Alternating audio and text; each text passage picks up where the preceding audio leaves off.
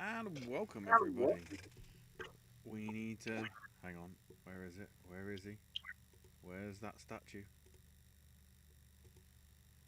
Can I. Can I please unhide the thing, please? What the hell? Okay, welcome to the Oscars thing as I try and work out how I can get an item to appear on the. There we go. I was trying to click on the thing and it wasn't appearing. There's the Oscars statue. It's official now. We're talking Oscars. As if we needed verification for it, but okay. Anyway, so yeah,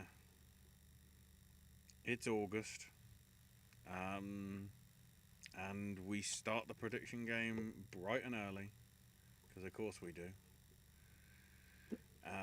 So, as ever, if I can, there we go.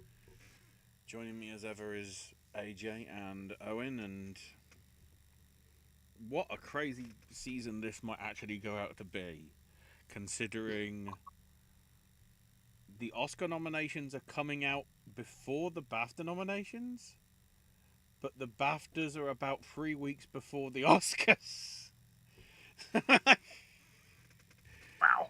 In order, in order to get everything sorted, I've cleaned the spreadsheet and switched over. It's like so much of the stuff this year. Like we're going to be opening, at least in terms of the major ceremonies that we pay attention to, if you want to call Critics' Choice paying attention to. It actually all starts January 4th because the Globes have delayed a week to January 11th for whatever reason. Mm. Yeah, BAFTA's nominations are on the 27th, but Oscars nominations are on the 22nd of January. Yeah, the BAFTAs are on the 22nd of February, and the Oscars are 3 weeks later on the 15th. So, like, okay. So now BAFTA nominations, for once, are not going to influence Oscar nominations. And when it comes to predictions, that's going to be a major pain in the ass. Yeah. Because we used to do our last predictions before BAFTA came out, and we always wished we knew what BAFTA was, because that would have really helped.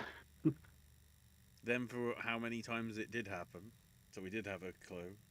And now it's gone back round to we have no clue. I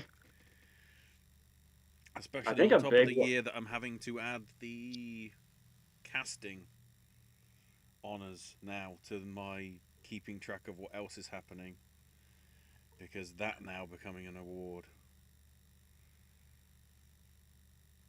which will be intriguing to see how that envelops, especially with how casting always seems to be. It's like I feel casting is like the sound category. You know, sound is either war or sci-fi, and I feel like casting is going to be a case of casting the right people versus how many big names are in your cast. I feel that might be what or that becomes down to. or if it's like a Slumdog or a Rocks kind of thing, and it's an ensemble of unknowns, that might be Mm-hmm. telling too. Yeah, that sort of deal. Um, but yeah, we're recording this on August the 25th. It's going up then. It's just no live chat for the stuff and everything. Plus, we're busy with other stuff, but we'll get to that. But ironically, that sort of makes it kind of perfect with us pitching it because we're the blindest we can go. Because literally, Venice, where some of the films we might or might not be talking about, film festival, literally starts in about a couple of days. I think it's Wednesday, the 27th, for the first stuff. So this is as blind as we can get. I guess we should throw out our usual disclaimer in August. Mm-hmm. It's our disclaimer all the time, I think, but especially in August when we're starting again, and some people may be coming around for the first time. Um, it is August, which means nobody knows anything, which means nobody's a genius and nobody's a fucking moron. We Mm-hmm. all have equal knowledge of what's out there and what's going on. And so it's just a giant guessing game. Even the experts that you follow on their sites are also just guessing. So that's all this is. If you're one of those people that says, like, oh, if you're saying that, that means you're a fucking idiot or something, or you have no idea what's going on. And it's like, when I hear something like that, I don't think it's, oh man, that's somebody that really knows what he's talking about. I think, oh, I have a feeling you have no friends and nobody likes you. So, I mean, Where to and the only thing we can confirm in our predictions for this year is War of the Worlds will not be getting visual effects. That's about it. fuck, I gotta take It's Ice Kid you! out. It's you! It's the perfect way And to do it as well, because I'm looking at a webcam. And yeah, just at the end of the day, even though we do get, competitive and start taking it like more seriously than we have to, at the end of the day, it's for fun. Mm-hmm. Mhm. The only thing on the line is to say, yeah, we got it, we got it right. That's the only thing that's on the line. So that's how we're approaching this. So yeah, there's always somebody that does not follow this, but that's just the way the game works. So Mm-hmm. they'll come when they come, and we'll deal with them or not when the time comes. So now that we've done that part, are we ready? Ready as we'll ever be. To the screenplays. Let's start adapted. Well, it's like we were saying, this is going to be an insane year. Not just like for how many contenders there are, but for how many things that actually have like really great potential.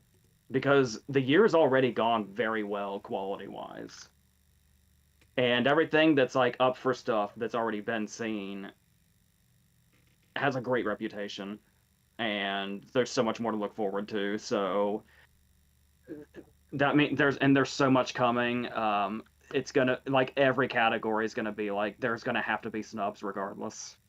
Mm-hmm. Like nearly every category is gonna be overflowing, which is amazing. It's not when you're doing predictions, but as a movie fan, it's amazing. It's the sort of the razor edge that I'm on at the minute. I'm like, I feel like I'm snubbing these people, and then it's like, but then again, it's 5 months away from when it matters. So Yeah. it doesn't feel like bad that, like, oh, I forgot to say this person sort of thing, because it's like, I don't know whether it's gonna be good or not. That's when we wait till the early previews from the things to get an idea of, like, is this gonna maintain momentum sort of thing. And there's always, especially when it comes to mine, there's always things that I don't go in on until the very last possible minute when I have to go in on them, whether I want to or not. That are probably people are going to be yelling at the screen like they always do. It's like, why didn't you go with this? Like AJ alluded to, this is August, so we're all just shot in the dark right now. A couple of those too. Same. So, One but big like one. we were saying, there's gonna be snubs anywhere because there's so many content. Assuming these all land, the ones that haven't been seen yet. If these all land, these categories are gonna be overflowing. Oh yeah. So, do we start with adapted? Yes. Okay. Well, actually, before we start with adapted, I want to throw out the ones that I'm not jumping on yet.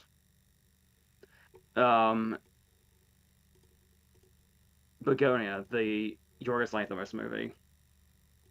We've seen Poor Things happen, and we've seen The Favorite happen. We've also seen Kinds of Kindness happen, and he's somewhere that could land anywhere. It's probably going to be great, but it's really hard to. It's either going to really, really, really land and get a shitload of nominations, or it's going to do absolutely nothing. That seems to be the Lanthimos way. That sounds about right. And right now, I have it being in the I'll have to wait and see. So I'm just kind of leaving it out for now. One Battle After Another is a very popular choice. And yeah, PTA is a really good bet, especially like in 2017 when Phantom Thread came out of nowhere and just like did very well nominations wise.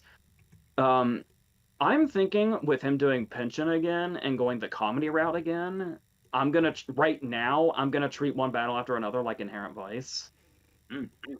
So you'll see. Given that I've actually seen the trailer for that for the first time, I'm trying to work out where the comedy is in it. It's looking way not like a PTA film. Yeah, I do feel like I said earlier, it's like, oh, we all have the same amount of information. I don't watch trailers, so I Yeah, actually true. have less. I have much less information, True. but I'm hoping that's not too I much of an can issue. get from the, don't get me wrong, it still looks incredible. It's just, it's a tonal shift. I guess it's maybe closer to There Will Be Blood, in that there might be sort of funny bits in it, but it actually looks more like a drama. Which, Slightly. considering again the book and the subject matter, kind of surprises me that it isn't more comedic. But Then there's Rental Family. Yep. I haven't thrown Rental Family into my ring yet. So we'll see if anything changes my mind as the season goes on that. One that I'm hyped about as a movie is After the Hunt. And a lot of people have it like really high in a lot of categories, I think. I'm going for it a little bit, but not a lot. But as the massive Luca fan that I am, I'm hoping I'm wrong. So we'll see how that goes. And one I almost went all in on, where I was like, this is gonna be my swing for the fences, and then I remembered history and decided not to. And I also started reading a book, and I was like, maybe I won't. I was gonna swing for the fences on Die My Love, but then it was like the Academy has not warmed up to Lynn Ramsey. They have had plenty of chances to go for Lynn Ramsey, and they refuse. And I'm halfway through Die My Love's book, and I was like, if those didn't, I'd be surprised if this is the one that breaks through. It's a vicious book. And it's all from her perspective. It's her like narration, her point of view. So I wanted to go all in. I was like, this will be the time Lynn Ramsey finally breaks out, and it does really big for her.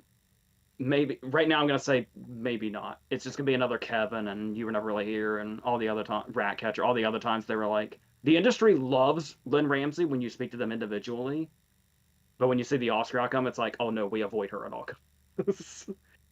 So that's what I'm not going for very much or at all right now. In case you're wondering why I'm not. That's my disclaimer. So now, for real this time, I suppose we can do adapted screenplay. mm-hmm. All right. So with all that in mind, I have right now in August, when we don't know anything, Ballad of a Small Player, Hamnet, is that how we're saying that? Mm-hmm. Yeah. One Battle After Another, Wake Up Dead Man, and Wicked. Wake Up Dead Man continuing the Knives Out trend would be fantastic. I'm hoping that's the case. Wicked obviously was already being really built up even before the first movie, and the first movie coming out and getting all of its nominations and its a couple of wins, and being this really really big thing that just dropped into award season. People were already building up. Oh, but it's gonna be the second one that really goes big. So I'm going to assume that's still on the table, and it didn't wear out its welcome after the first movie. So I'm going to go ahead and go with it here, especially since the first one seemed very, very close to getting in this category. Like it had to have been 6 or 7, right? Last year. I'd say so. One battle after another, I made the Inherent Vice comparison. That's part of it. And Ballad of a Small Player and Hamnet, I'm just going to let speak for themselves, I think. We'll see what this new burger does. I suppose it's another one that could go one way or the other, but I'm gonna touch on Ballad of a Small Player here and there, and I feel like Hamnet is one that seems to be in agreement might be a pretty significant player. So, that's two things I left out were Deliver Me from Nowhere, which a complete unknown showed us that the musical biopic is not going fucking anywhere. They still love their musical biopics more than as much as they ever have. And there's another one that I probably should put in here because of what I'm going to do later, but I didn't here. Um, look at, hear me out. Look at Amelia Perez last year. Now take out all of the negative press and all of the bad shit that Amelia Perez was doing, and how it came in big, and then everybody, it took like forever for the Academy to say, oh, people hate this.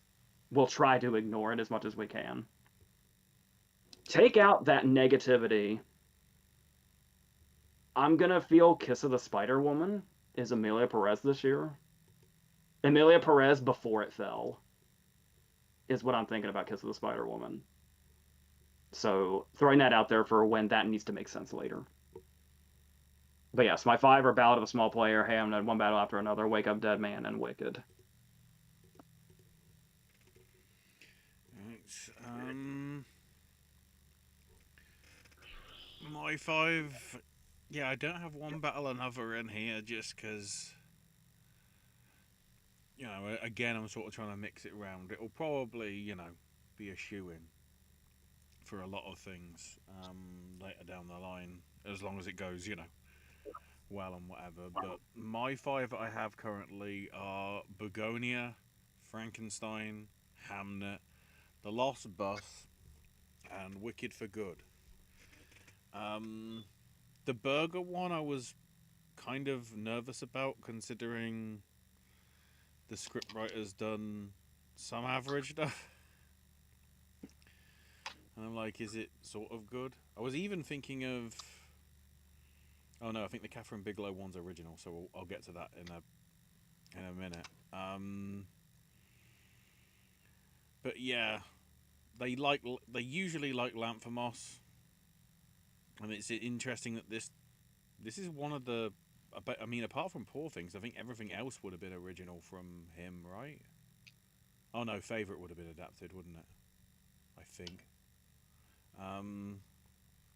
My favorite was original. Oh, it was, yeah. Because it wasn't Yorgos doing the script, that's why I didn't think it was. Frankenstein, because I trust Del Toro. Hamnet, because when you have the author of the project actually, you know, co-adapting it with Chloe Zhao, there's obviously something there in that they really don't want to fuck it up by getting the person that did the original thing to do it. Lost Bus, because I forget that Paul Greengrass exists. Because he's a great filmmaker, and it feels like we haven't seen anything from him of note for probably since Pandemic. So was News of the World his last movie? Possibly. I That think was he had right a on. hand in producing the Stephen Lawrence TV series, which I think was in between there and then. But other than that, not that much from him. And then Wicked, because Wicked. You know, if it was good enough for part 1 to get in, and part 2 in theory could be the stronger thing to get right adaptation wise, considering we're actually bringing in Wizard of Oz into it, we'll see. So these are the times that I have to think on my feet, because sometimes, and a lot when it comes to me apparently, I don't know the difference between original and adapted. No matter how much research I do, I see something that I thought was original, which apparently was adapted. So I had to think on the fly a little bit when it comes to something else. So I had to keep my best adapted screenplay lineup. I have Begonia. I have The Life of Chuck, The Smashing Machine, Deliver Me from Nowhere, and Wicked for Good. We all know, if you've been doing this, I've been along with us for the whole ride or even part of it. AJ sometimes can be a jinx when it comes to movies. And that's the reason why sometimes he doesn't go all in on things he really wants to see happen, because sometimes it can backfire. I'm curious which direction you're going because two of those fall under that. And they are both my reasoning for that. I am going heavily into the life of Chuck, hoping that it doesn't get forgotten.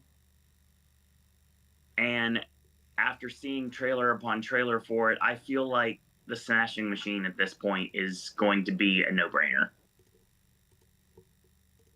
I think the life of Chuck will be crushing it in everyone's predictions right now. I think a big thing I would personally blame is Neon fucking up the release because I blame nobody's seen it, so there's no buzz. I blame Neon for a lot of things. Yeah. Begonia, I've actually seen trailers for everything that's listed in my adapted lineup, and I'm very happy to say that. And I have complete faith in all of it. They do love their musical biopics, and Bruce Springsteen's story on the big screen is going to be something that I feel like is a no-brainer as well. But with Jeremy Allen White as Bruce Springsteen, that's a whole different ballgame right there. I feel like this is something that needs to happen. And it's the Wicked thing all over again. I mean, I feel that it's like the Rings. It's like it's guaranteed to get nominated. I just don't know how many it's going to get when it actually comes to wins. But if you judge the second half of Wicked, which is what For Good is about, and tying into The Wizard of Oz, this is Cynthia Erivo's movie. 100%. It's literally her movie. But I still think, as we tie in the story to the rest of my predictions, I don't think it's wise to underestimate Wicked at this point. So I'm going to stick with these 5.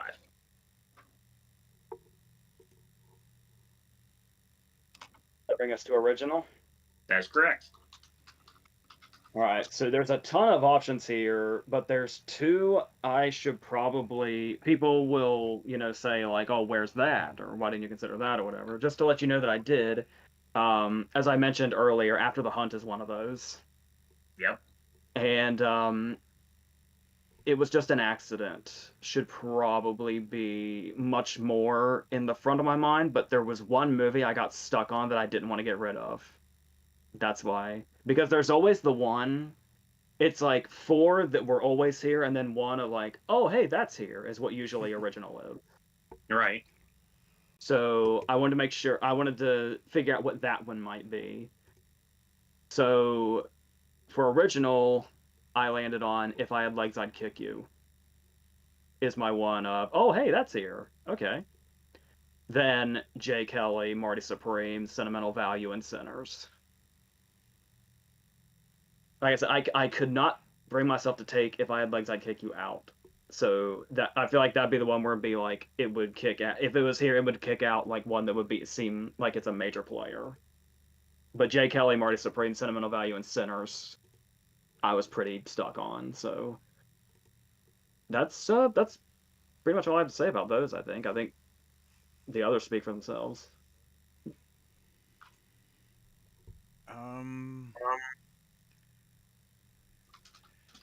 I feel I probably made a miss in not having sentimental value in any of my stuff because I can't work out which is the foreign film yet that they might go all in on.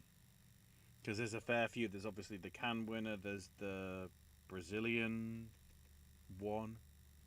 What, a secret agent that could have enough momentum. Mm-hmm.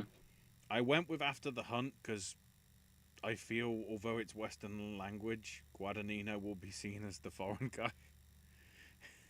Probably.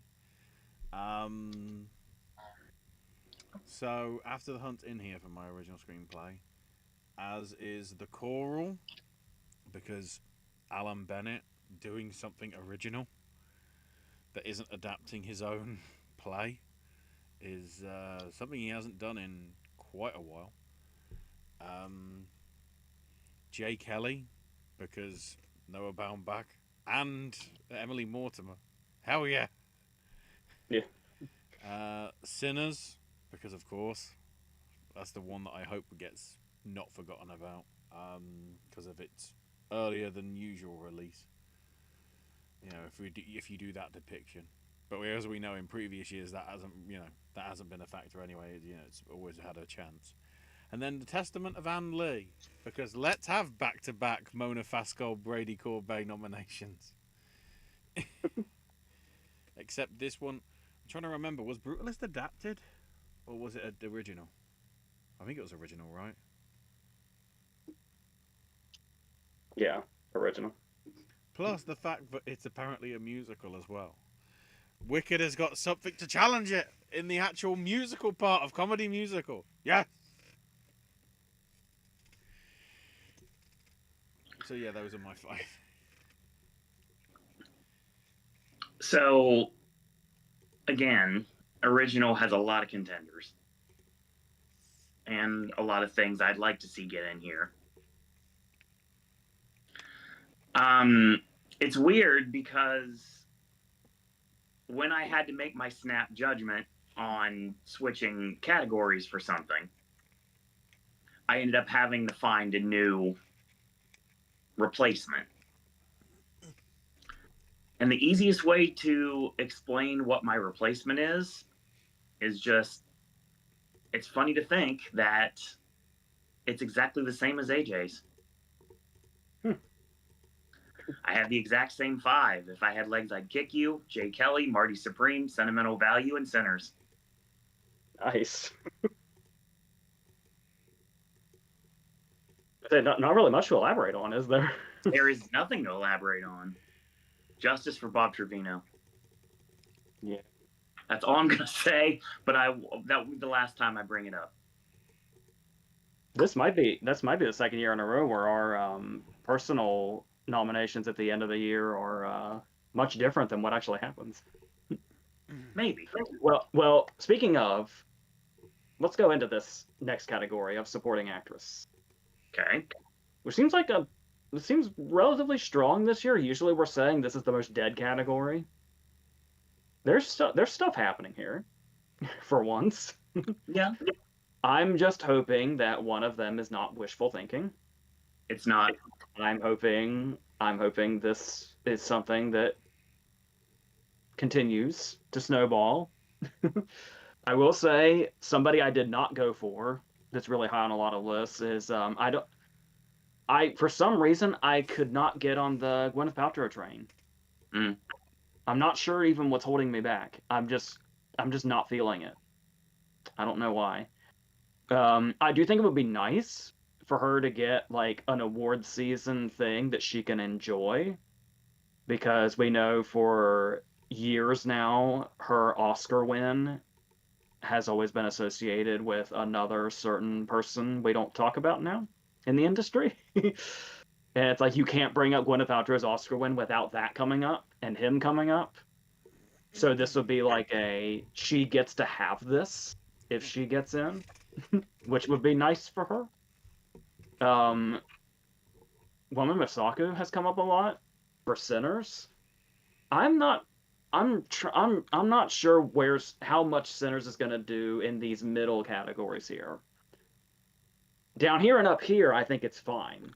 But here in the acting categories, I'm really curious where Sinners ends up landing. I don't have any Sinners actors in. So I'm curious how that goes, but it's totally possible. And Mari Yamamoto is the only time I really thought about Rental Family. And I ended up not going for her. So, who I did end up going with in supporting actress is, and once again, one of these is kind of a wishful thinking, and one of them is kind of a, oh, not many people seem to be saying this. I wonder if more people should pay attention to it. The other 3 are obvious, which are Iowa Devery for After the Hunt, Elle Fanning for Sentimental Value, and Ariana Grande for Wicked. It took me forever to get on the Grande thing last year. And it was like, oh, I guess it's inevitable. Like I said, I'm not really feeling it this year either, but sometimes you just gotta roll with it and realize that, oh, it's probably happening anyway, even if I don't know. my fourth choice, because I'm going alphabetical, is Amy Madigan for weapons. Yes. Are we thinking it could happen? Yeah. Once again, I hope it's not just wishful thinking. I would really love to see that carry through. I was telling you, Owen, it would remind me when it would remind me of when Jennifer Jason Leigh got nominated for The Hateful Eight a little bit, Mm-hmm. where it'd be like that kind of performance. Not that those performances are comparable, but I think you get what I mean if you've seen both of them. And my fifth one, I'm throwing in Emily Watson for Hamnet, because I know she's the grandmother, and given that would have to be I would think that would have to be a pretty meaty role, especially for somebody like her. It's one of those ones where I can imagine, even if it's like really small, like like Isabella Rossellini size, but maybe a little more. I think she could take it that far if she delivers, which she's Emily Watson. She's probably going to. So that's where I landed with those.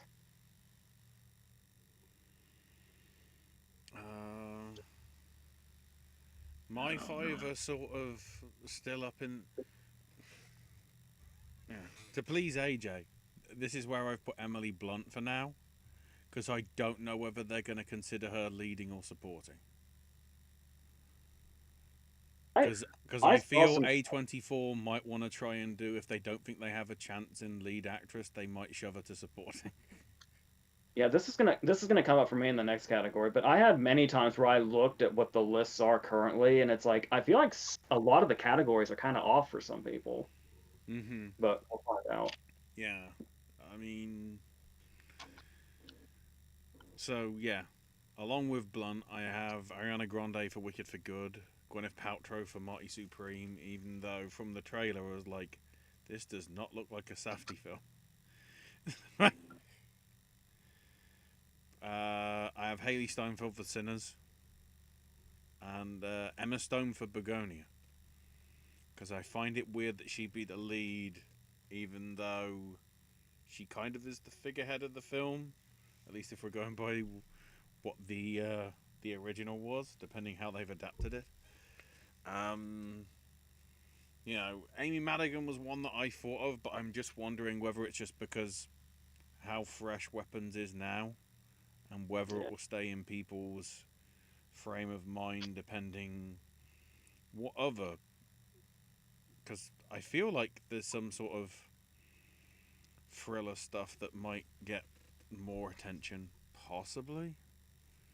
Because sometimes one battle after another kind of looks like a thriller in terms of the way that was depicted.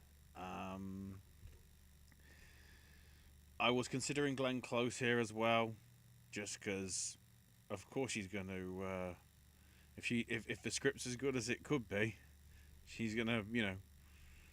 I couldn't say eat the scenery because that makes it sound like it's bad, but like, you know, it'd be something that she'd just love to have in terms of like something to use and whatever. So, and of course Laura Dern for J. Kelly / practically anybody else that's in that script, because dear God, that cast.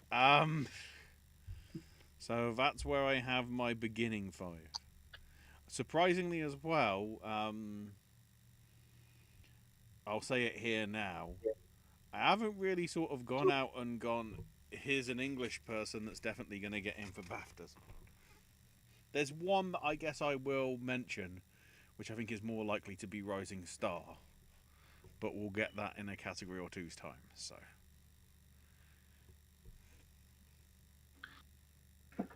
So, again, it's the battle of what's leading and what's supporting, and especially if something's unseen, we don't know the answer yet. So I also had to do a little bit of changing to things. So I have Emily Blunt for The Smashing Machine. I have Io Debris for After the Hunt, Laura Dern for Jake Kelly, Ariana Grande for Wicked for Good, and yes, AJ, you're not dying alone on this hill. Amy Madigan for Weapons.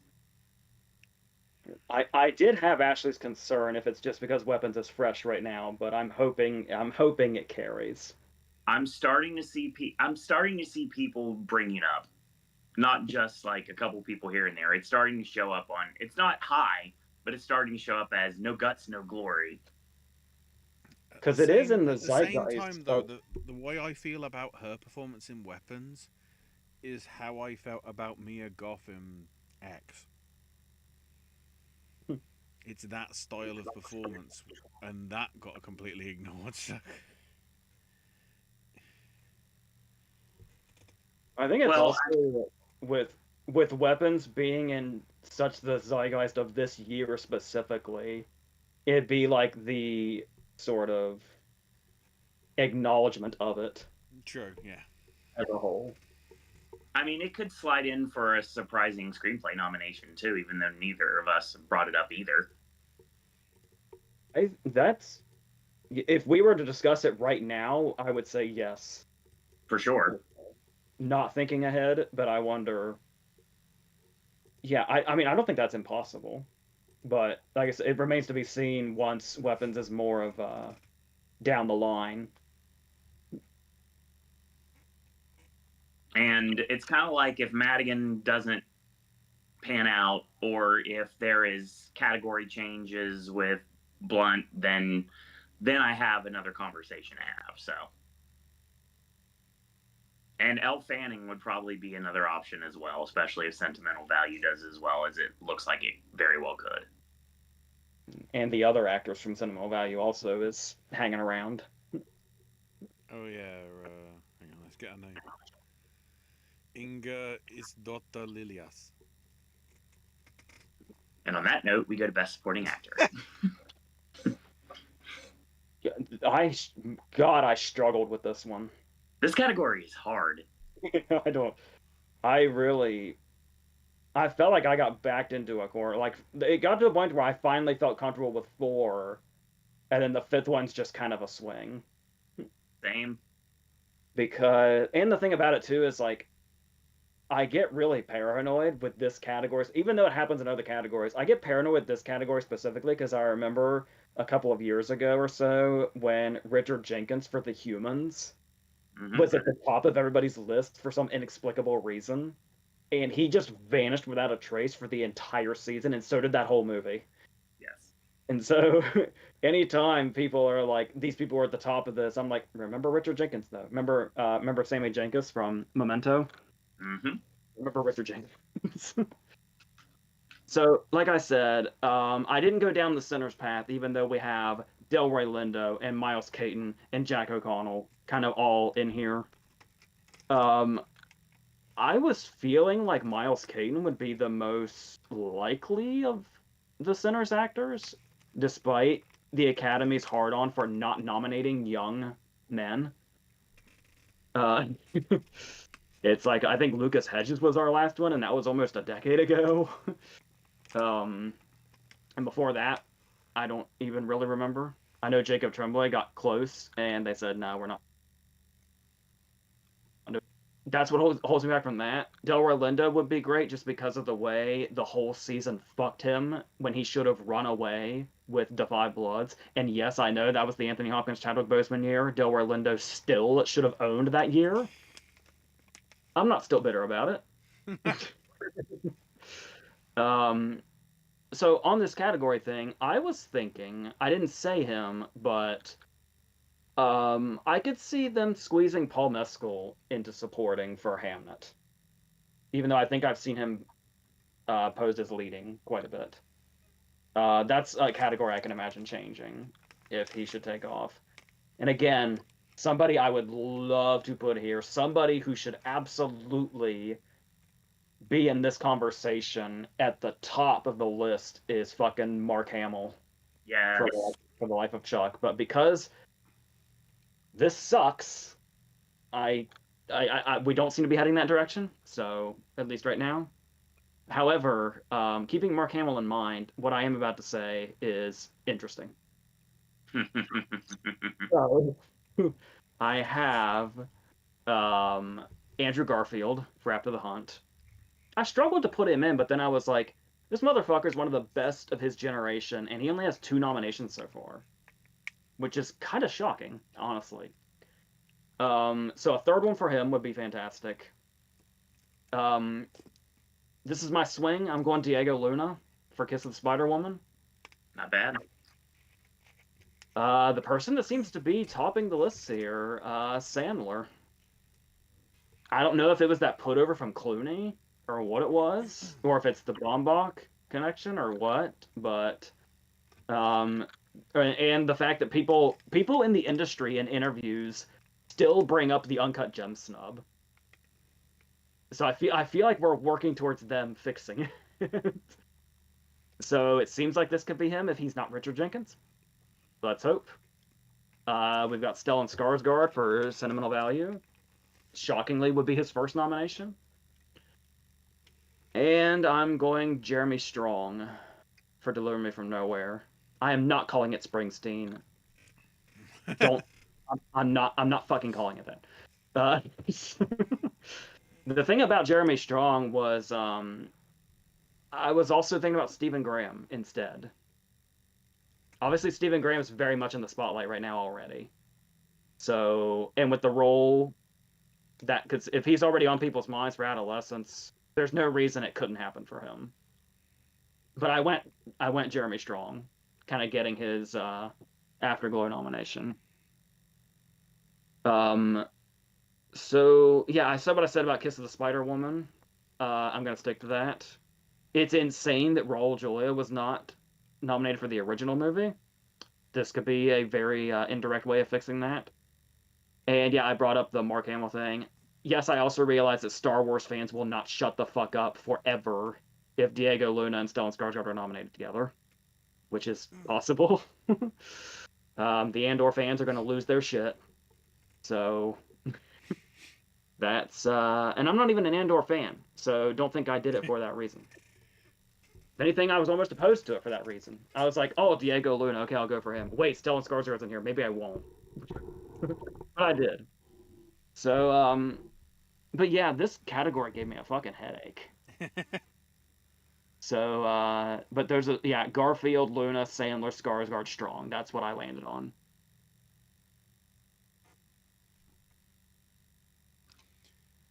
Somewhat Okay. similar for me. I have Bradley Cooper for Is This Thing On, Mark Hamill for Life of Chuck, Delroy Lindo for Sinners, Adam Sandler for Jay Kelly, and Jeremy Strong for Springsteen Deliver Me From Nowhere, because I will call it that because I've got to get used to probably calling it that because I'm going to have to look at all the ceremonies. I'm on the fence about Sean Penn because I'm still trying to work out what his role is from what I've seen in the trailer. That's why I was like, I don't, it's so not your from what I can tell, typical Anderson, because it's not Sean Penn sort of playing a comedic character. From what I can, as I say, from what I can tell, it's after sort of the whatever the hell Sean Penn's been doing sort of the past few years, bar Licorice Pizza. It's weird to see. Oh wait, this might be a actual serious good role from him. Um, yeah, I'm seeing more and more stuff with Mescal getting considered for this, which is like, but he's Hamlet's father. Why would he be supporting? Both of them went through the grief of it. I was gonna say it I could. should know where he was born and where he lived was just up the road from me. Like, I, I would wonder, being from a from coming from the perspective of women with Chloe Zhao and the original author, if they might intentionally shift the focus more on Buckley, or I could really just see them frauding him in if they wanted to. yeah, I mean, it certainly, you know. Hang on, let me just double check. Yes, spoilers, which we'll get to again in a few minutes. I have her in for lead actress. It's just I'm not sure whether Focus are gonna try and put him in lead or supporting. Because with Watson and whatever, it seems obvious that he'll be supporting because you don't want to run two against the leads and whatever. But I mean, there has been a whole thing like recently in terms of women and Shakespeare sort of thing, focusing on that sort of thing. At least when I've been round the site a few times, so maybe that's a good tie-in for them when it comes out in a couple of months. But yeah, as I say, usually with this point, it's just people that you know, maybe it's me just doing my own personal predictions a bit too early, or showing my hand by having Hamill and Lindo in here. But at the same time, just because one, I'm not sure where the categories are going to fall up. Maybe Josh O'Connor makes it any ever wake up dead man.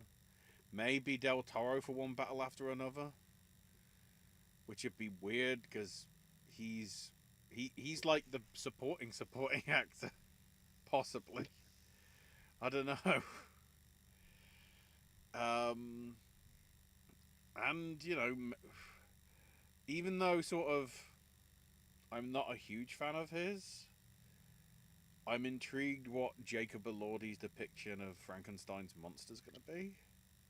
Yeah. And whether that can carry through. But yeah, let's get back-to-back Jeremy Strong nominations at least. And yeah, again, considering how crazy the cast list seems to be for J. Kelly, it's pleasing that like the only one that's really like getting. Again, it's like everyone's like, no, give the attention to Adam. I know him in this film. Let it go to Adam. Then again, considering the way it's depicted, it kind of feels very. I can't say nice guys or anything like that, but it does feel like it's sort of predominantly around Clooney's character and him coming to terms with stuff and everything. So it kind of in that sense, I guess it's very Midnight Cowboy-esque, with Clooney being the Voight and obviously Sandler being the Hoffman role, if you want to be that, the sort of the more supporting, even though it's kind of the significant role of of a picture. But those are my fave. So Sean Penn was the last one I had to bump out here. And I really wanted to put Mark Hamill in this list because he deserves it. Yeah. And I really like to see his name on the ballot come Oscar nomination morning. But if you want to talk shot in the dark, I got one for you. And AJ knows where I'm going to go with this. And I'll hang on to it as long as I can just to try to get the word out there that somebody somewhere is going to start paying attention that this performance needs to be nominated for something this year. So my best supporting actor lineup: Andrew Garfield for After the Hunt, Adam Sandler for J. Kelly, Stellan Skarsgård for Sentimental Value, Jeremy Strong for Deliver Me from Nowhere, and John Leguizamo. Bob Trevino likes it. That it is almost September. And I can honestly say there are movies that have tried, but nothing for me personally has been able to match Bob Trevino Likes It. Life of Chuck almost did it, but it barely didn't. Weapons had a shot, but no. And it's only with one viewing of the movie. It's all it took for me to realize how incredible the film is, and Leguizamo's performance. I really wish we could be talking about like Barbie Ferreira as well. Her performance is phenomenal as well, and I really hope that she takes off. That'd be great. But if you want to talk a shot in the dark, I'd love to go with Mark Hamill, but I'm going to go with my heart in this one and go with John Leguizamo. He could be dispensable. He shouldn't be, but he could be something that I may have to eke out once you rip it from my cold dead hand. But still, he's going to be in there until he's not. That's just how it is this season.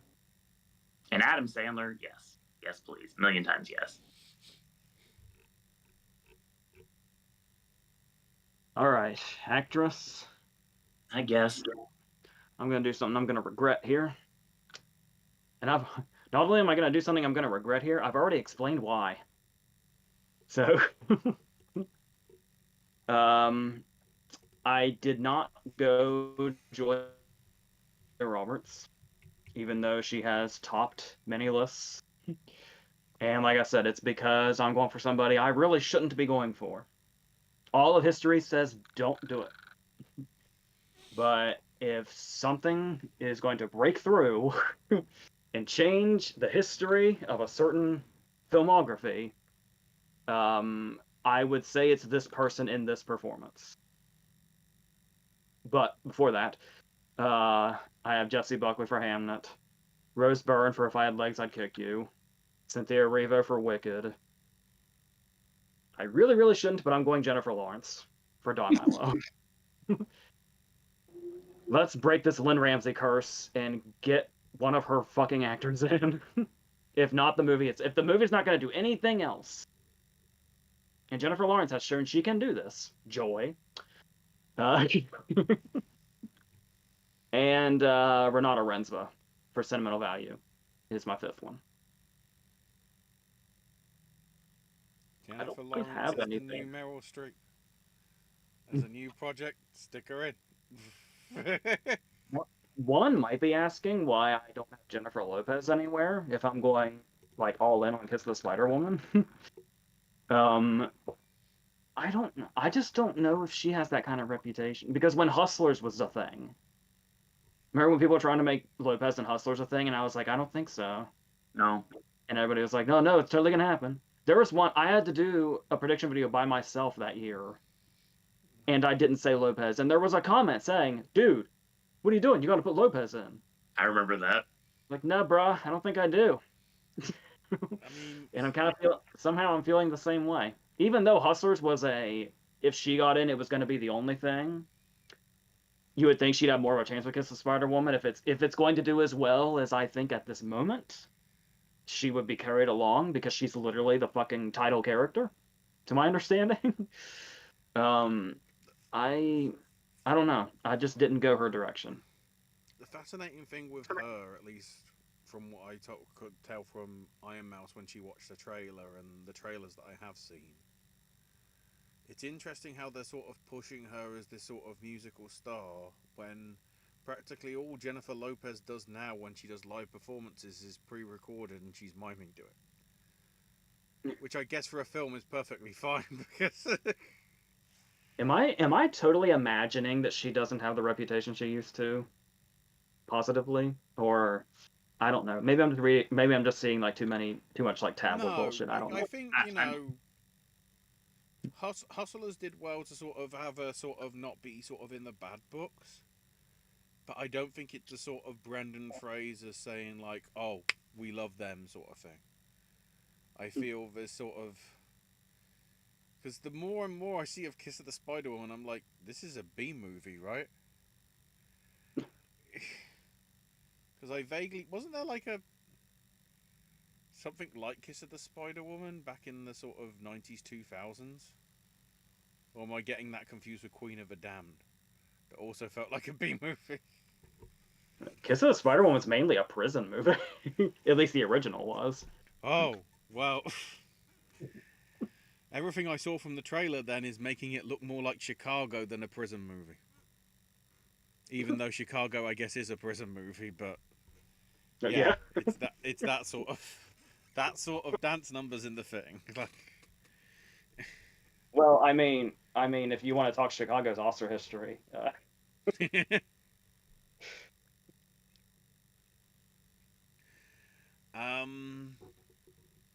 So with my five, pretty similar.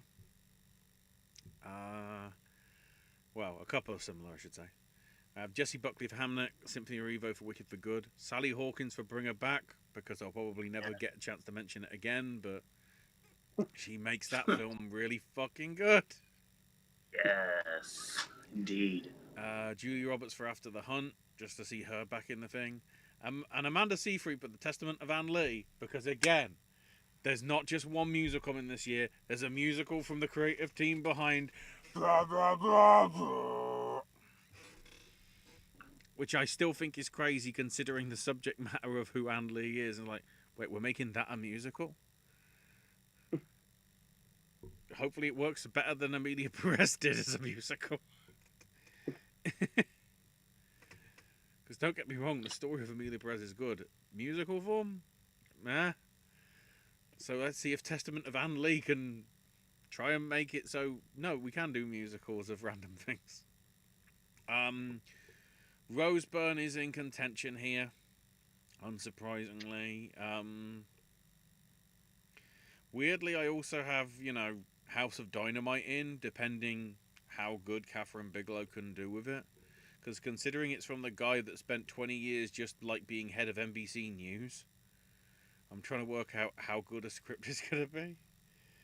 Even though I think they did something that was like, oh wait, they actually did something that was kind of good. But it was in the middle of all their NBC News stuff, so I completely forget. But also maybe Tessa Thompson getting some recognition for whatever that adaptation of Hedda Gabler is going to be could be interesting. And then the one that will be intriguing to see how much traction it gets, the more and more I found out about Eleanor the Great from Scarlett Johansson. What a crazy film that might be.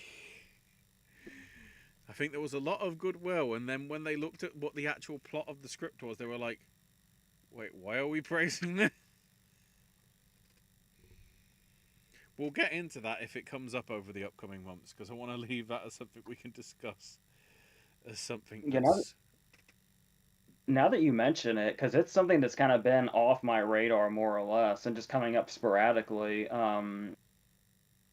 Tessa Thompson maybe isn't somebody to ignore completely in the future. Everything that I've seen from Hedda Gabler, in versions, adaptations, have been pretty good. So the fact that we're getting another one, and it's also a role that's been nominated before, so there's precedent. Mm-hmm. It'll be interesting that how it will go, considering it's predominantly going to be seen by most people just on Amazon. Because again, it's getting the limited release. But and again, it might mean more recognition for Catherine Hunter. For the love of God. we always need more. Plus, of course, it'll be interesting to see how Nia DaCosta does with that, considering her next project is the 28 Years Later sequel. In only like 3 or 4 months, I think, after it. I think it's supposed to be coming out early next year, unless they've moved it about. I think it's literally January. Yeah. And I'm psyched about it. So, yeah. That's my 5 and conundrums with the rest. So you'll notice, I don't need to reveal my hand early, but I'm going to anyway. I don't have Hamnet in anything. And I feel that might be my mistake this time around. We'll find out as the season progresses. Another thing with that is AJ and I are very similar, but we have that one notable exception. He's going Buckley, and I'm going Julia Roberts. Rose Byrne for If I Had Legs, I'd Kick You, Cynthia Erivo for Wicked for Good, Jennifer Lawrence for Die My Love, and Renate Reinzev for Sentimental Value. I have seen so many people in August, I know, doesn't matter, are saying Reinzev's the person to beat right now. And I feel that Sentimental Value is going to be a big movie. And I have a lot of hopes for it when it comes to my predictions. So if it falls on its face, I have a lot of empty spots. Won't happen. Obviously, I have a little bit of a rapport with Jennifer Lawrence and her film career, saying that her film was my favorite movie of the last decade. So I am very okay with Die My Love's performance doing something, sight unseen, of course. I feel Conan's movie is going to do quite well for itself this season, and I'm very happy with that. I really wish I could put him in the lineup, but I can't because it's too packed. I was wondering what was going to happen to it because after it played at Sundance, everybody was talking about it. Oh, yeah. And then it was just like we didn't hear about it. It's like, where the hell did it go? And then finally it got a release date. So hopefully when it comes out, that it kind of hits again like it did at Sundance. And the one thing I will say about actress is, and it pertains to the rest of the categories, I didn't realize how all in I'd go in on After the Hunt as much as I did when I was starting my predictions. I have seen the trailer for it. It looks awesome. So I'm completely fine with anything that it gets based on just trailer alone. Let's go to actor. All right. Well, first and foremost, I said that I don't have any Sinners actors in. I would love if Jordan made this. A lot of people would. I'd be ecstatic if Jordan made it. But as you know, I didn't go for him. And the other person I thought about was Wagner Moura for The Secret Agent.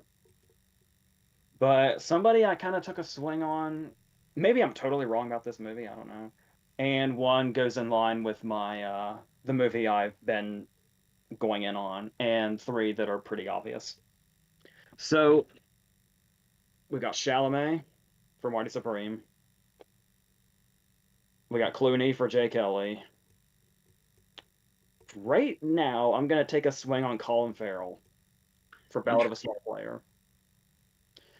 Then I'm going Tonatiuh for Kiss of the Spider Woman. And Jeremy Allen White, obviously. So, just as far as Tonatiuh goes, number one, obviously, it's William Hurt's part from the original movie, which he won for. But also keeping in mind, this is a Bill Condon musical. And this movie has been seen. And there were notices that said Tonatiuh gets... Remind you again, this is the part that William Hurt won for in 85. Now it's in a Bill Condon musical, and people have noted that he gets a Jennifer Hudson moment. So, two previously winning performances this has been compared to, basically. Or has been linked to, I guess you could say.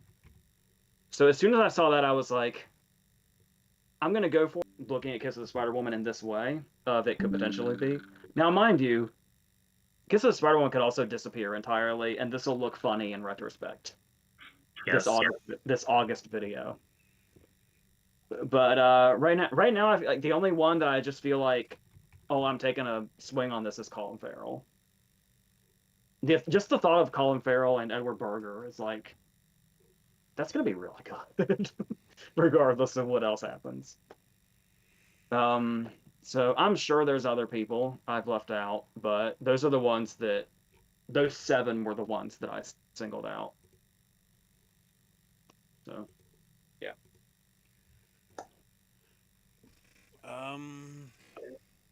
Eight if you count Jordan twice.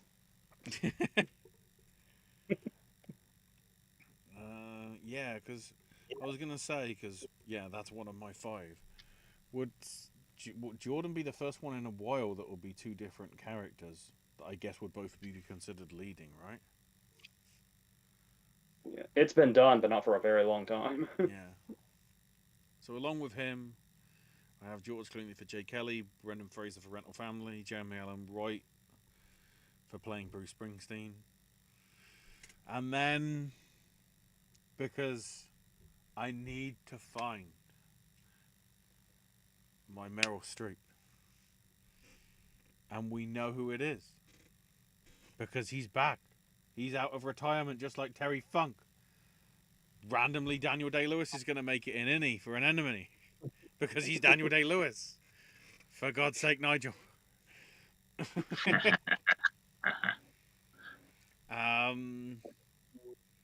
Don't worry. Timothy's in the hunt. DiCaprio's in the hunt on this one. I'm not ruling out Dwayne.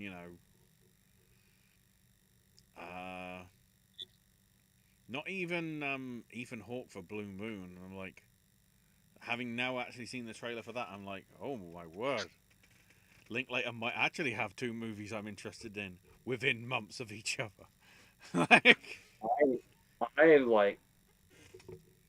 I can't begin to describe how thrilled I am for getting 2 Linklaters that close together. And all inspired by, history.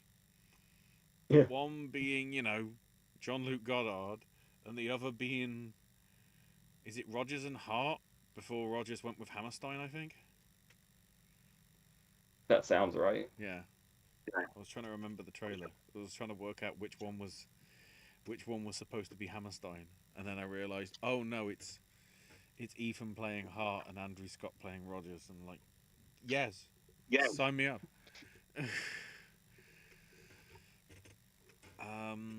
So yeah, those are my 5 as they currently stand. So, yeah, it's pretty much already been mentioned between both Ashley and AJ that my 5 were already said, so there's no reason not to just say them now. But yeah, DiCaprio is the one that I'm kind of not sure about. I feel that might be a mistake as well. I guess we'll see if that ends up panning out or not. Depends on how the Academy takes to one battle after another. I also have Timothy Chalamet for Marty Supreme, George Clooney for Jay Kelly, Dwayne Johnson for The Smashing Machine, Michael B. Jordan for Sinners, and Jeremy Allen White for Deliver Me from Nowhere. That'd be a fun lineup. That'd be a great lineup. It'd be weird because it's universally known that Dave is the best wrestler turned actor, and Dwayne is the one that gets an Oscar nomination. Well, here's the thing about it is Dwayne does. People try to ignore this just to hate on him, but Dwayne has it. He just doesn't use it. Oh, I'm aware fully. He's got it. I feel like this is where it's gonna shine. He is the Johnny Depp of wrestlers turned actors. He's got it. He just refuses to use it. Also, considering the movies that Batista's put out last year and this year, if you don't include his bit in Dune, who is his agent and why hasn't he fired them yet? Hey, he was great in The Last Showgirl. But the thing with Mila Jovovich looks crap, and the action, whatever the hell it is, thing where it's basically a knockoff of Equilibrium, looks shit. It's almost. And one's working. He has 2 agents, and one's working with him, and one's working against him. Yeah. So that's what happened when Don Cheadle got rid of his. Dave Bautista took him on. Now it all makes sense.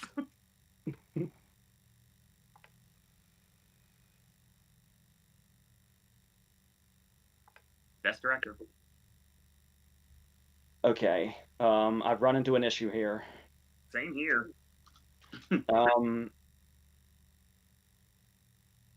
We've gotten into a really nice trend that's gotten us some really cool and deserved nominations lately in this category.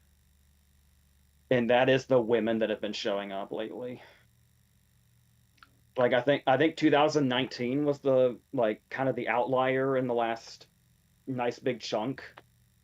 Where we have not, where we otherwise we've had at least one female director in. I wasn't able to do that. It's not possible right now. Because Chloe Zhao is right there for me, but I made a choice that made me bump her out. And what I've said about Lynn Ramsey. It's like they really could go for Lynn Ramsey, but they won't because for some reason they have it out for her. But they could. So I'm gonna get this out of the way. People aren't gonna like it, but they've got to deal with it. Owen, this means you. I'm not saying him, but as long as Avatar exists, we cannot rule Cameron out. Whether anybody likes it or not. You're he not is wrong. he's always he cannot be ruled out ever while Avatar No. is going on. And Jafar obviously comes to mind as well for it was just an accident. Those are really the only ones I thought about that I didn't go with. Which means my 5 are, and I hope this one explains itself, but I'll explain it if I have to. John M. Chu for Wicked. Then Bill Condon for Kiss of the Spider Woman. People are throwing hissy fits right now. Okay, fine, I'll do my other 3 to shut you up. Ryan Coogler, Josh Safdie, and Joachim Trier. There. So we got 3 that are the 3 that make sense. Coogler, I imagine Safdie makes sense to a lot of people. I don't have to explain that too much. I would love a mix of Safdie. I hate it. Seems like it's going one way or the other. And Trier for sentimental value.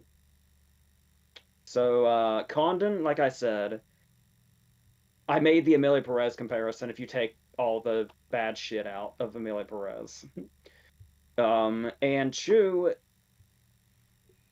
I remember feeling like I ducked out of last season early, but at the time I left, I feel like Chu was like in the conversation. Like he was like it was really late, but like really late in the conversation, he started to enter it. Mm-hmm. And I don't think it's just that random Critics' Choice win, because Critics' Choice doesn't really mean much. But I don't know, it felt like he was starting to build momentum with the movie, because the movie's momentum was getting crazy. Like Wicked's momentum just kept going and going last year.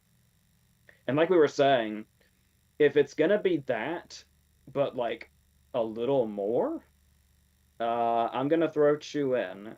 It makes me really uncomfortable. It's at Chloe Zhao's expense or any other woman's expense, but that's the 5 I'm looking at right now. Like I said, I don't imagine anybody be on board with me with the Condon thing, but I'm gonna roll with it for now because it's August. So that's where I'm at right now. Yeah, my 5. Well, at least one might get eyebrows up from some of the people watching this. I have Paul Thomas Anderson for One Battle After Another, Noah Baumbach for Jay Kelly, Ryan Coogler for Sinners, Luca Guadagnino for After Hunt, and Joseph Kosinski for the F1 movie. Really? I like that. I like that choice, Ashley. Just because they're trying to do the stunt category 2 years before it exists. you know, as much as sort of an average a film as it is, because like some of the depictions of the Formula One stuff aren't entirely accurate. It's the problem. If it was sort of a fictionalized thing, it'd be good, but because it's sort of in the middle of like drivers that you know that sort of wouldn't entirely act that way, in good and bad manners. It's more the fact that you can clearly tell what he wants his vision to be and have it, just as it was with Top Gun, because it was him that did Maverick, right? Yes. Yeah. You can see that he wants to make sure that people feel like they're part of the action. And usually with directors, that sort of... I feel it's that more than anything else, be it cinematography or set design. Especially with the way he wanted to depict it with as much sort of on-board stuff as it was. Which I can't work how it would even fit in any of the other techs. Maybe other than, like, sound... and probably would it be considered production design putting a camera on a car? I don't know. I feel there is some, arguably because of how well it's done, that could be what Sinners is, as in the blockbuster one. that gets the Yeah, attention here. that scene. Well, you could say that about Wicked as well. Yeah, as well. That's that's the amount of people that I had to leave out. I've also broken my rule of there's no woman in here. Like you know, Zhao easily could make it in. She's sort of the only sort of major name that sort of crops up in that, at least in terms of this year. And yeah, tentatively that's my five to start with. I would not be surprised if all five of them change though. That's how that that's how depending how things go and festival appearances and all that stuff as to how fluctuating that whole block could be.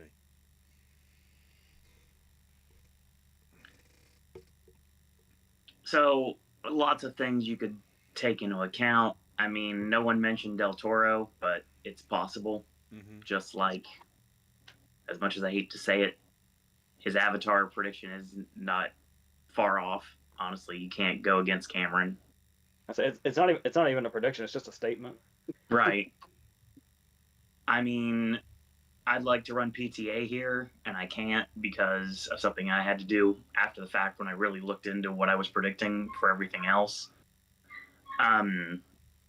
But the last cut I had was Bombach. And obviously, I have a history with Bombach movies. And going for Bombach when it comes to award season and having like diminishing returns every single time I do so. And I do think Jay Kelly's going to do well. But when I really looked into my predictions, I realized there was somebody missing. And I'm like, well, you know what? Bombach's not my last guy. And I don't have any female representation either because it just wasn't easy. Because, like I said, I'm not going in on Hamnet at all. I'm going to be proven wrong on that, I'm sure of it. But right now, John M. Chu for Wicked for Good, Ryan Coogler for Sinners, Luca Guadagnino, take a shot, Guadagnino. I'll figure it out after the hunt. Benny Safdie for The Smashing Machine, and Joachim Trier for Sentimental Value. I think this year is going to be a year that, if you look at my predictions the way I have it, you have a lot of crowd pleasers that do great box office. Then you have a lot of well-loved movies, and their directors will follow suit. And then this time around, with Luca and being in this way more than I thought he would be because of After the Hunt possibly overperforming. And Sentimental Value, again, it's like 1A, 1B when it comes to early predictions for anything. So it's hard to go against it at this point. And after last year, I honestly wouldn't be surprised if Scott Cooper pulled a Mangold. So Mangold came in really at the last minute. Very true.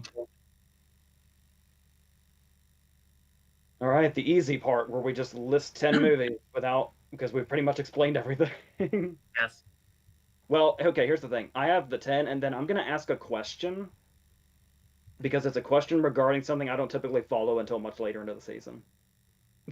Okay. So, as long as we have 10 slots, and as long as this franchise exists,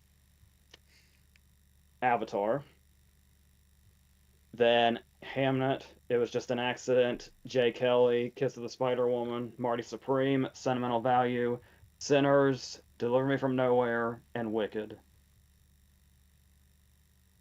Last I checked, I don't think it had been. Has It Was Just an Accident been officially submitted for international yet? Let me just double check. If it hasn't, are we just kind of assuming it will be? Because sometimes they do crazy shit with that, but I'm trying to work out who might be I think submitting it though. That's the issue because it certainly won't be in Ran's entry. I was thinking I heard Iran was the only one that could. within the rules, but I don't know if that was accurate or not. I mean, it Well, depends. Like, if there's enough of a production company out, well, no, it says it's a co-production between Iran, France, and Luxembourg. So there is an option that it becomes a French entry or a Luxembourg entry. I think that's let's more likely considering how it was all made without filming permission from the Iranian authorities and its subject matter, that if Iran submitted as like something they approved of in terms of their entry, it'd probably, the committee that put it in would mysteriously disappear in a boating accident or something. Like, let's assume it will be nominated in international. We have two Cannes movies here, two Cannes breakouts with that and Sentimental Value. With Sentimental Value seeming to be the one with more Oscar buzz behind it. Um, we've had these movies coming in. It happened twice last year where something comes in and gets a picture slot with just one other nomination. Nickel Boys and I'm Still Here did it last year. Um, I'm throwing It Was Just an Accident into picture, thinking that international would be its only other nomination. And that would be the one like that this year. Because Avatar will show up in a bunch of texts. And all the others have already come up. So that's what I'm thinking as far as that goes right now in August.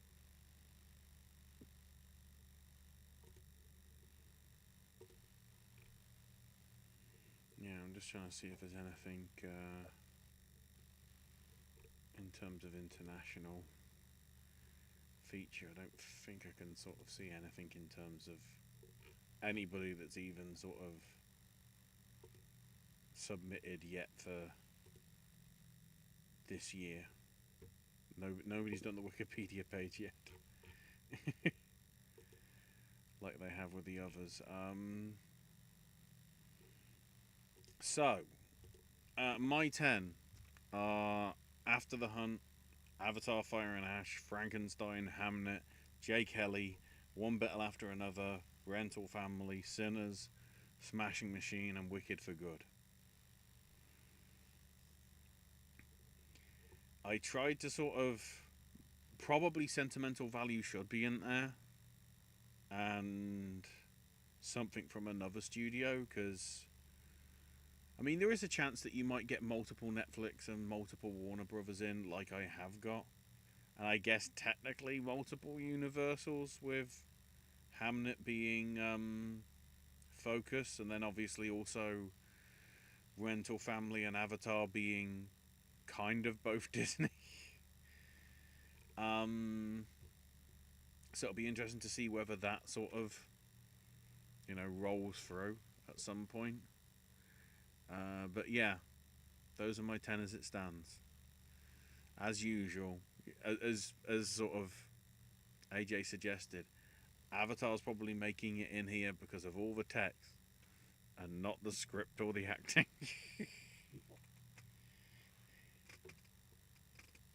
Well, I hope you're wrong, because then I'll have 9 movies theatrically instead of 10. Best Picture lineup: After the Hunt, Begonia, J. Kelly, Marty Supreme, One Battle After Another, Sentimental Value, Sinners, The Smashing Machine, Deliver Me from Nowhere, and Wicked for Good.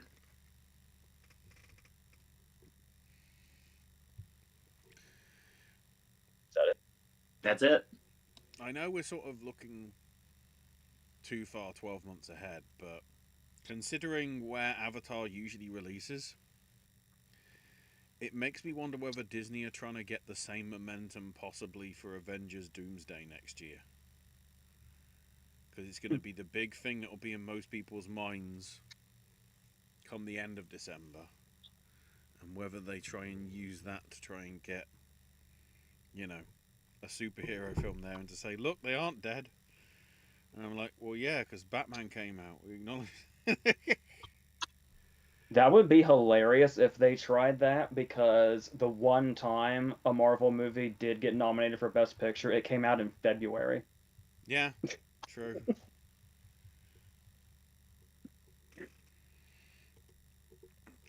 yeah, that is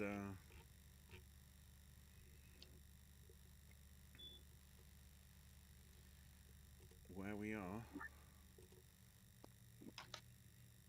for the month of August. We'll see how it rolls again in a month's time or so. So thanks everybody for joining us. Obviously not live. We should be doing some sort of reaction slash Q&A thing roughly in a week or so. I think we're tentatively trying to do it. Tuesday, September 2nd. Yeah. So you'll be able Unless to I give got your that date wrong. But predictions. it's this Tuesday. Yeah, Tuesday, September 2nd. Yeah, you'll be able to give your predictions then, as well as discuss what you think about ours, along with all the other stuff as well. No doubt we'll be reacting somewhat to whether something got 4 minutes of standing ovation or 44 minutes of standing ovation at Venice by then, as it usually rolls around. So yeah, next time, at least on the awards predictions, it'll be September. In terms of other stuff, do you want to do the outro, Owen? Thanks everyone for joining us, whether live or in archive. Since we're not technically live, we can't be joining live, but thank you for checking us out today, whether you are a new viewer or if you've been along for a long time.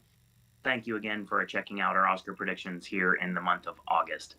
That's your show for today. And in the meantime, we want to thank you guys and girls out there for watching. Until next time, boys and girls, that's all we got to say about that.